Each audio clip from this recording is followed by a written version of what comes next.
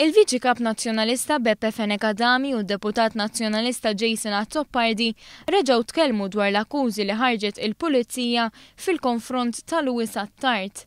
Attard huwa mixli b'serq tal-elettriku u l-Partit Nazzjonalista qed jipprova jorbtu ma' esponenti tal-Gvern, anki jekk kien fi żmien Gvern Nazzjonalista li kien impjegat u promoss mal-Ene Malta. Intant il-Ministeru tal-Intern għamilha ċara li Lewis Attard ġie akkużat b'akkużi simili għal bħal ta' uffiċjali oħra dwar is-serq tal-elettriku.